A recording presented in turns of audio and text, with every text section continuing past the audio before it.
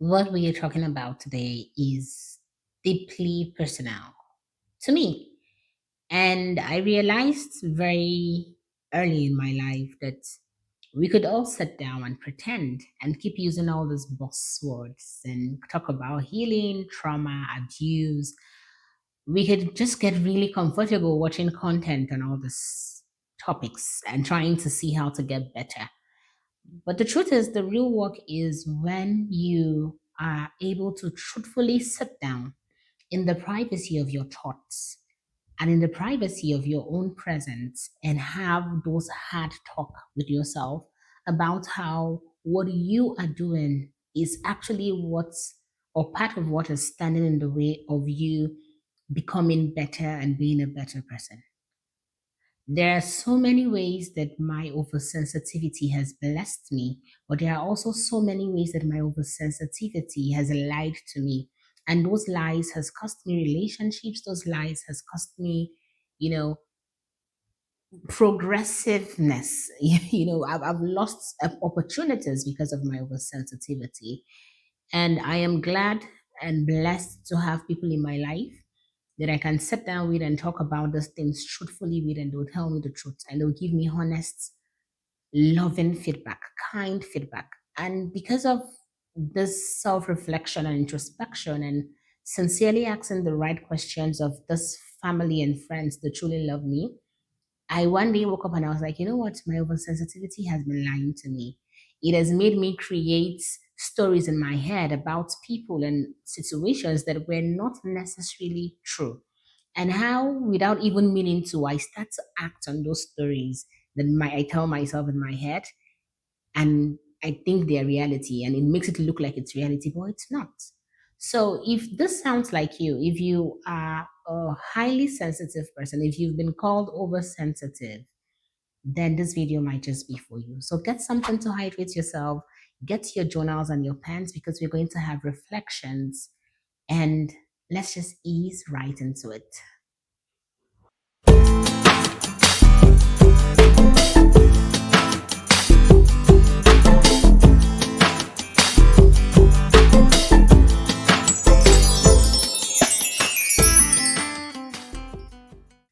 Hi, my name is Omolola, and this is the For Healing Girls YouTube channel where we are not just talking about healing and trauma and abuse because they are buzzwords now in this age and in this time. We're talking about them because we realize that a lot of self work goes into becoming the part of you that enjoys life, that strives, that has this inner joy and has this inner peace, that a lot of the work falls back on you, and that you are in charge of carrying your energy with you wherever you go.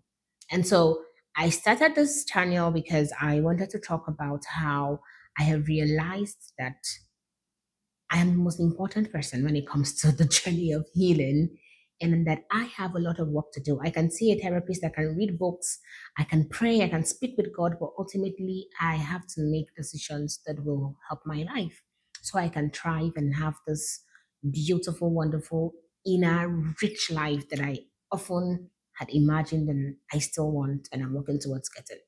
So if that sounds like something you want, you're welcome to the For Healing Girls YouTube channel. Thank you to all subscribers.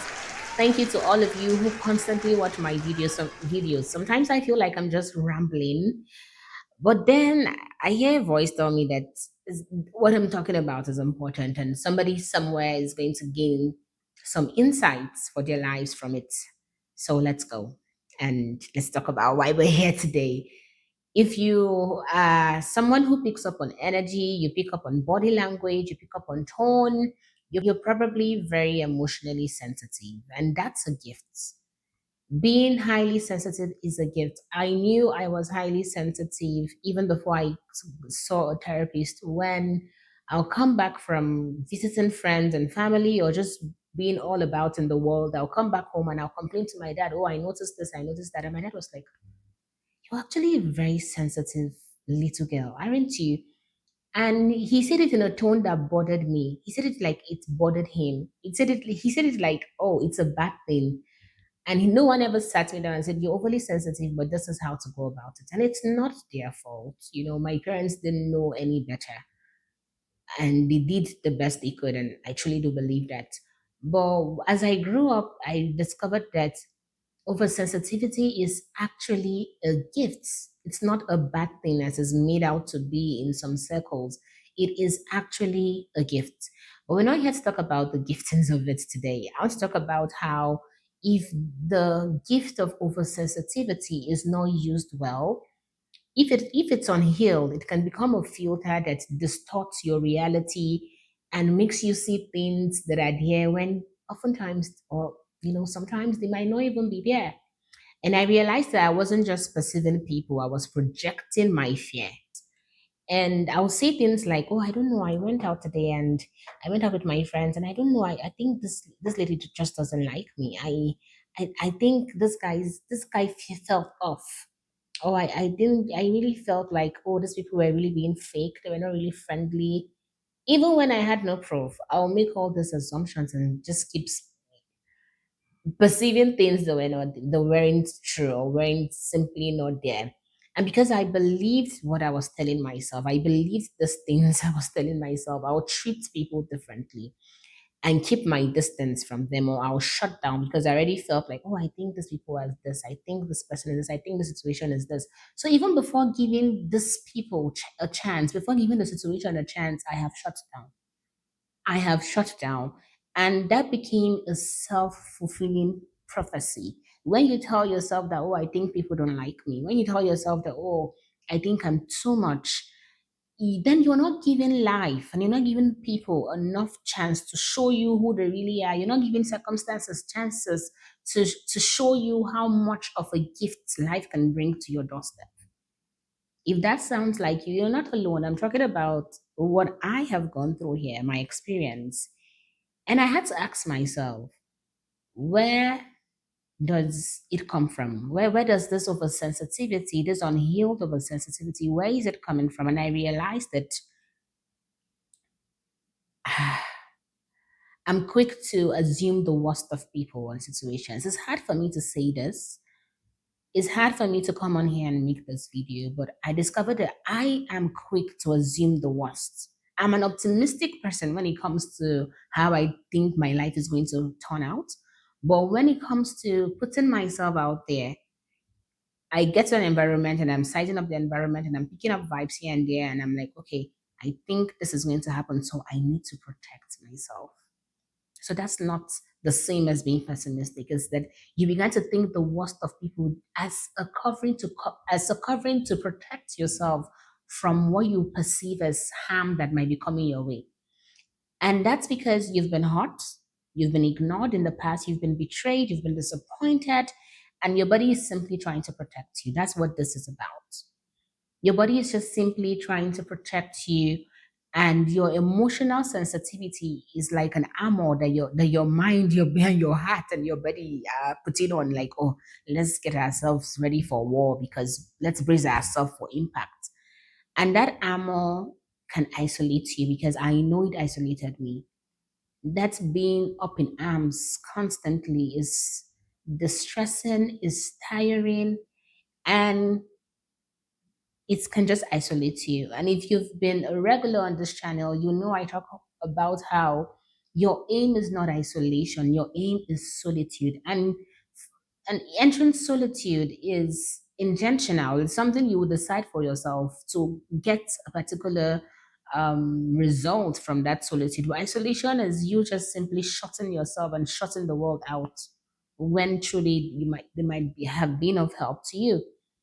And as a Christian girl, I've often spoken about how God has helped me through my healing journey. And one thing the Holy Spirit has, spoken to me about was that just because I feel something doesn't mean it's a fact. Because your mind is thinking it, because your eyes and your heart think they have seen what this person is like or what the situation will be like, does not make it true. Some of those feelings and old wounds are speaking and telling you to fear and not to trust and not to hope in people. And if you let these wounds to guide you, you miss out on real connections and peace. I missed out on real connections and peace because I meet people and I just assume that, oh, I don't think me and this person are going to click. Sometimes you might be right. Please don't get me wrong here. Sometimes our intuitions are there to save us. Even our biases sometimes are there to sort of say to sort of protect us, but sometimes they can be wrong. And that's why I speak about self-reflection and constantly asking yourself if what you are thinking about yourself and about the situation is really true.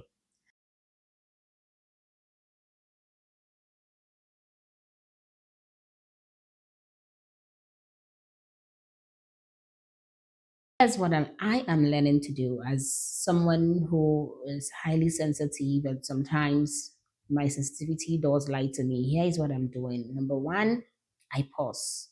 When I feel the strong assumption coming up, I take a pause. It takes a lot of self awareness and intentionality and being present to do this. And I'm not totally there yet, but I've seen a great what now? I've seen a great improvement from how I used to be. I take a pause. And then number two, I ask myself, is this true or is this familiar? Is this true or familiar?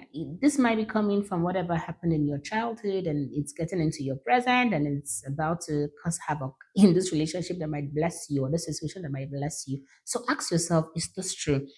Is this true? When I saw a therapist after I gave birth to my son, that was my first time ever going for therapy. And the therapist told me, she said, always ask yourself, are my assumptions true? Are my biases true?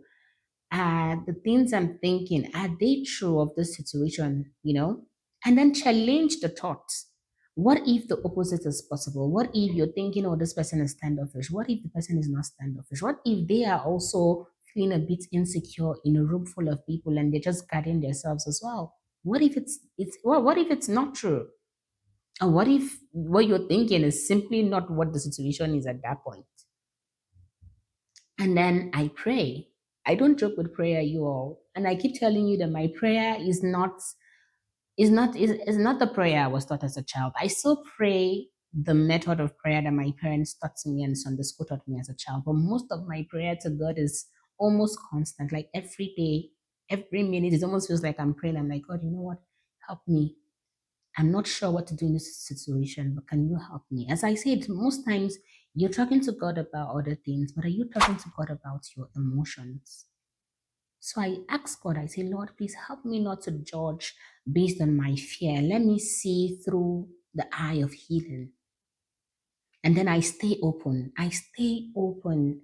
I'm not one of those women who will sit down and say, oh, I don't care about friendships because people have hurt me and I don't want friends. I just want to be on my own. That's a lie. I do not want to be on my own. I want friendships that would bless me. So I stay open and I let people reveal themselves over time to me. So I don't want to be so busy protecting myself that I push love and kindness and grace away. I want to be discerning, but I don't want to be driven by fear at the same time. So sensitivity should make me more compassionate, not more suspicious. That's where the gifting comes to play. That if you're a highly sensitive person, you will realize that you're kind and you're empathetic and you're a good listener. Those are the gifts. And those God didn't put that gift of sensitivity in you to make you suspicious. He kept it in you because the world needs a lot of smiley faces and empathetic listeners. I hope that these tips I have given on how I have been coping with my own oversensitivity, I hope that it's going to help you to also cope with yours or see that your oversensitivity is a gift, but if unhealed, turn you into this really suspicious person, and you don't want that. You don't want that. So let's reflect. This is a time for reflection where we talk about the journaling prompt and the affirmation for this video. And here's your reflection and your journaling prompt for this week. I want you to think of a time when you assumed the worst about someone and it turned out to be more complicated or even untrue. What made you feel that way? And what would you do differently now with your healing awareness? I remember a time when I made friends with some people and I don't do well with cliques. I don't do well with groups because of the kind of childhood I had and how I discovered that a lot of vile people use cliques to their benefits. They use clique to divide and conquer families and friends. And so I grew up not liking cliques and groups. So immediately you were introducing me to a group of people, and you're like, oh, this is a group, and you're going to be part of the group as a friend, like a friendship group, not a prayer group. I become instantly scared and suspicious. So I met this wonderful group, and my suspicion led me to just assume that, oh no, if I stay in this group for too long, I will definitely not like it because I will end up being the one they will pick on, because that has been my experience as a child. And because of that, I just shut down and I stayed away. And I was talking and about it with my husband and also with my therapist, and I realized that that was a big mistake, that I shouldn't have done that. So I grieved the fact that I didn't stay open enough for this relationship to bless me and for me to bless it. But I let it go. I've learned my lesson and hopefully I will do better. Yeah. So yeah, just write down, this journaling prompt. I think I already know where my own writings will lead me to just by talking about this story right now. Here's an affirmation that I've been speaking over myself, and maybe you will need it too. I am safe now. I do not need to assume the worst to protect myself. I allow people to show me who they are. My feelings are valid, but they are not always facts. They are not always facts. So, if you are on your healing journey and you want to feel less alone, and you want to talk about things that really matter, and you want to stop lying to yourself and stop allowing your oversensitivity and the previous things you've gone through to stop lying to you. If you're interested in this, then definitely don't forget to subscribe to the For Healing Girls YouTube channel. We talk about real things here: trauma, healing, boundaries, faith, womanhood, and it blesses me. I keep saying it jokingly that I enjoy shooting these videos and sitting down to write the scripts more than I enjoy my 9 to 5, because it gives me some sort of clarity for myself. So I'm not only releasing these videos because I want you to watch them, but I'm also releasing them as a form of testament to the life that I'm also living. So I want you to remember that you are not crazy, you are not too much, that you are healing and it's okay that you're making these mistakes, but that also self reflection and self truth, being truthful with yourself, is important. My name is Omolola, and this is For Healing Girls. I'll see you in my next video. Bye.